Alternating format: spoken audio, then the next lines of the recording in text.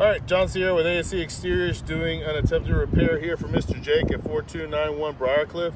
It is Thursday the 28th. Current temperature outside is 67 degrees. Beautiful day. Not a cloud in sight. And then shingle temperature is 88 degrees. You're gonna check that. 88 degrees right there. So the shingle is of good temperature. It is asphalt based. It is an architectural shingle. And things that we're going to notate here are we did our best to try to identify the 12 shingles that were included in the original scope for repair. We came up and, we seem to have identified all of them. This being one of them, the wind has come through, lifted this dragon's tooth and ripped it off. So this is going to be the shingle I'm going to attempt to replace. And what that means is I'm going to have to dislodge, or in one way or shape or another, change or alter the water shedding capabilities of 1, 2, 3. 1, 2, 3. I'm also going to have to scrape on 4 and 5 shingles to get this shingle completely removed and replaced. So let's get started.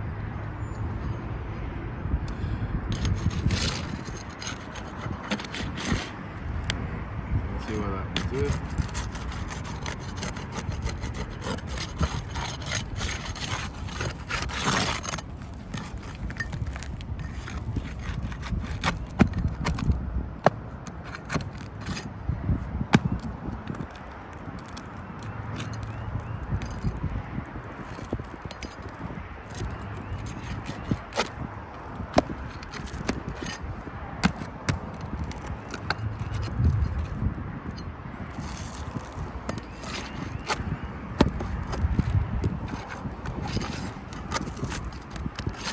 I want to notate that this shingle was installed correctly. It is nailed on a common bond. Was not high nailed or low nailed, which we'll see once I pull it out. All right. I was like just to pull it, just to make sure. All right, so that does indeed tell me that as they installed it correctly. It was nailed on the common bond. When the next row of shingles was nailed on the common bond as well, it caught the headlap of the shingle. So that means I am indeed going to have to dislodge or damage in one way or another, touch and unseal these additional shingles to make sure this one shingle comes out.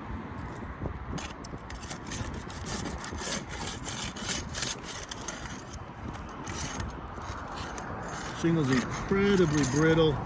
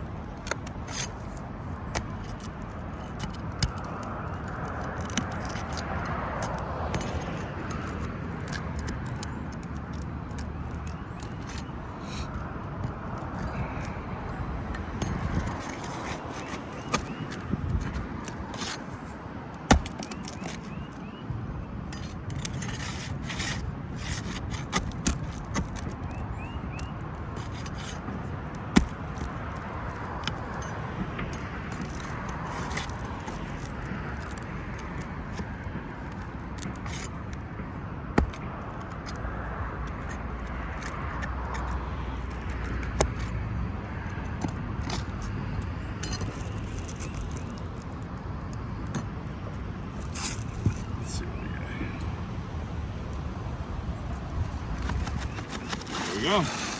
All right, so as stated, it was nailed correctly on the common bond. What we got here? There's no cellophane, or there's cellophane, there's no markings on it. That does let me know it's a pretty old shingle, but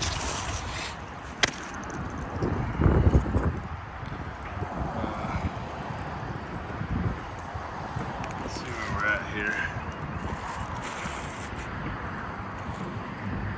All right. Tried out a 30 year. That's a 30 year right there. So this is the shingle that we brought Closest color was the Timberline Pewter, I believe. So there's a color difference. Understand weathering, aging of the sort. But we do just want to notate if there's any differences in size. The easiest way, best way I like is just put the new shingle on the bottom, line up the old one on top. Now let's see if there's any differences on anything. Yeah, you can see right there, there is a clear difference in overall size. Just a little over a half, so almost 5/8 difference in length of the shingle, and that's what we've got. So I'm gonna attempt to put this one in here. Also, before I do that, I am going to go ahead and look underneath and see what type of underlayment substrate we've got. Cannot see the substrate. There is underlayment, which is good. They did use staples.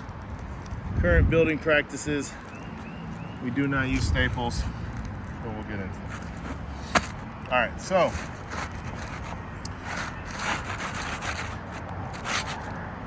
slide this shingle back in here. All right. So that's where it would, as far as it's going. And you can clearly see the overlap.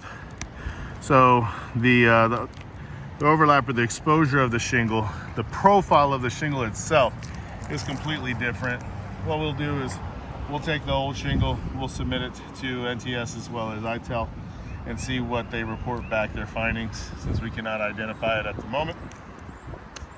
But what we will do is, since this shingle does not fit, is not a good match, and the exposure is off, that means the sealant line will not seal back over these nails, and it'll leave these nails exposed for water intrusion. So what we're gonna do, we're just gonna reinstall the old shingle.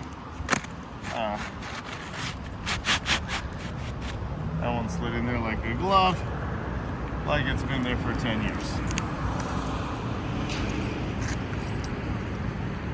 Now, to nail this shingle down,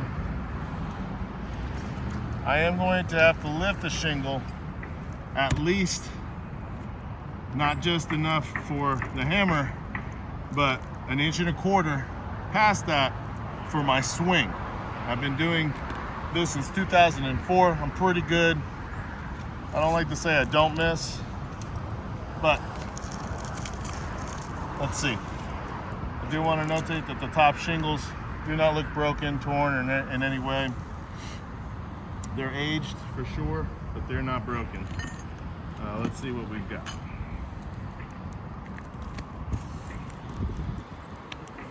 This is what I'm talking about. I can't do it here. I have to do it there because the swing has to allow.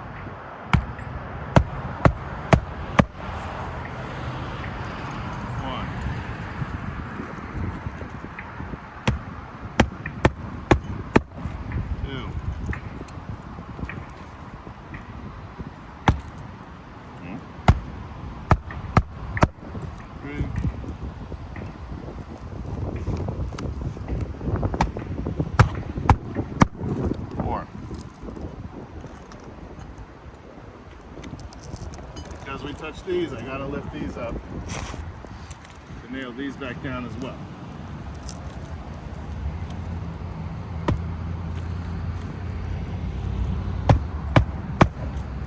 One.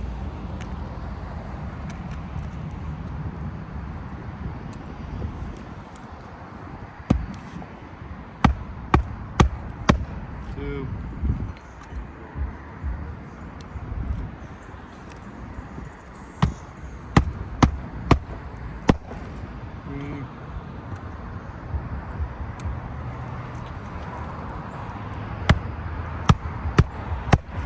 4.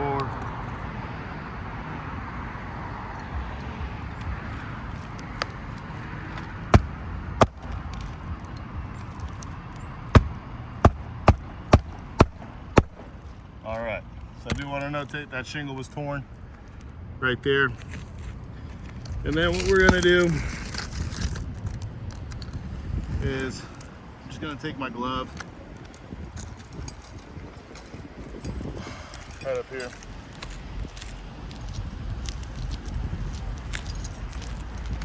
Just gonna use this as weathering, see what we've got, what we don't have, if there's anything. That tab broke off. Right, this is just standard weathering. All right, so now if you go from this angle, you'll see that the shingle indeed has several marks. So we've got a crease across this tab as well, and they're forming here. This shingle again has been torn. Now this one is unsealed, looks like all the way up. All of these have now been unsealed. It is my professional recommendation, due to the current shingle and roofing assembly that is on this roof and home, that a repair is just not feasible. It will fail, and an entire roof assembly is required. Thank you.